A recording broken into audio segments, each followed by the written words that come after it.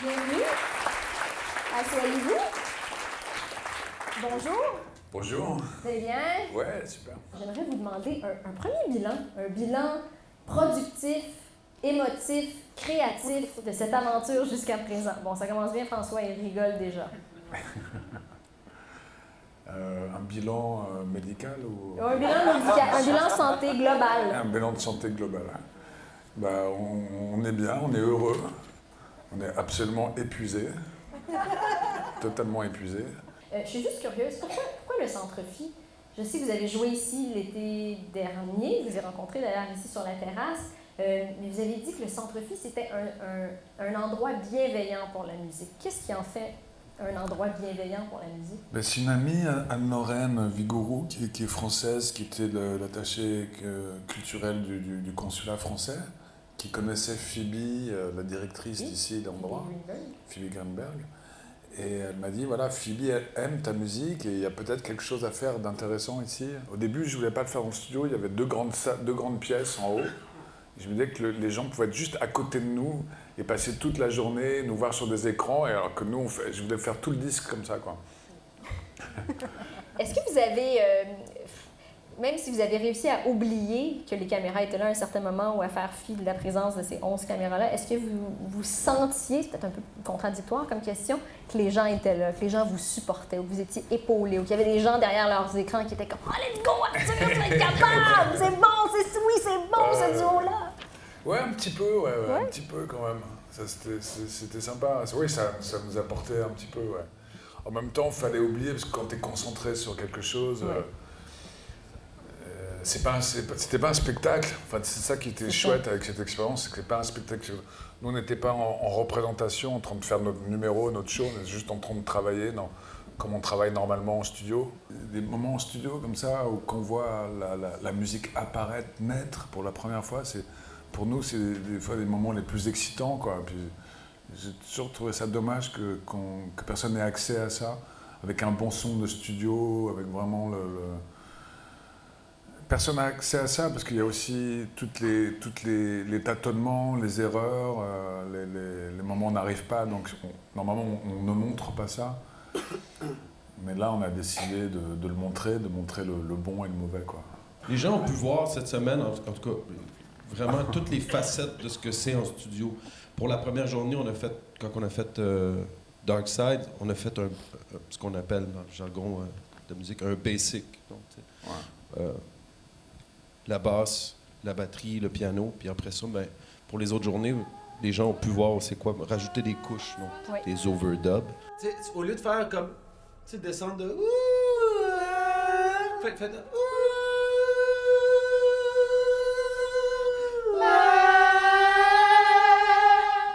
Pour vous, vous achetez le disque, vous écoutez la musique, puis vous entendez un produit fini, tu sais. Mais il y a du travail, beaucoup. En tout cas, moi, sur les albums que je travaille, puis sur les albums que j'ai travaillé, il y a du travail, puis il y a beaucoup de... Tu sais, il faut être un peu mégalo, faire des disques, même, c'est comme...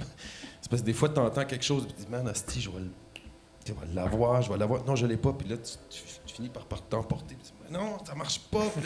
Tu sais, voyons, pourquoi ça marche pas?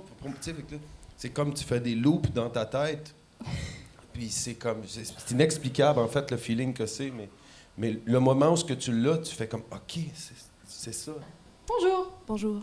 J'aimerais savoir, quand vous êtes en processus créatif, est-ce que c'est les paroles qui viennent en premier ou la musique? Et là, en fait, avant, c'était toujours en même temps. J'avais une idée. Là, des fois, par exemple, il y a une chanson de la balade des clandestins que j'ai composée à San Francisco. Là, j'ai une idée de musique et puis tout de suite les paroles avec. Mais sinon, depuis 2 ans, là, depuis Babalove, j'ai plutôt tendance à accumuler énormément d'idées musicales. Mon ordinateur, quand tu fais défiler les idées musicales, t'as l'impression que ça s'arrête jamais, quoi. Ça défile, ça défile, ça défile, ça défile. Et puis de temps en temps, je les réécoute, je les note. Et comme ça, sont arrivées quelques chansons. Et aussi, j'ai fait beaucoup d'improvisation avec une danseuse, une amie danseuse qui a dansé avec Pina Bausch pendant longtemps. Et puis on s'est bien entendu. Et puis en fait, elle m'a invité à faire de la musique avec elle. Donc j'ai fait ça 5-6 fois. Et là, je jouais. Et puis elle dansait. Elle répétait ses solos, tout ça. et je n'arrêtais jamais de jouer, donc j'étais toujours obligé de trouver des idées. Elle avait tellement d'énergie quand elle dansait que ça me nourrissait complètement. Puis j'étais obligé aussi de me mettre dans une espèce de transe et de ne pas en sortir. Alors quand tu es chez toi, tu peux en sortir. Là, je restais connecté à elle. J'ai trouvé beaucoup d'idées comme ça. Et du coup, j'ai écrit les paroles après. Madame, allez-y. Moi, j'ai une question sur les muses. Est-ce que vous avez l'impression de donner autant à la muse que vous recevez de la muse? Quelque chose comme ça. Qui la muse? Bonne question. C'est une bonne question. C'est une question très technique. C'est vrai. Les muses sont très importantes. En plus, il y a ce qu'on appelle l'inspiration qui je dirais que les anges n'ont pas vraiment de sexe pour moi.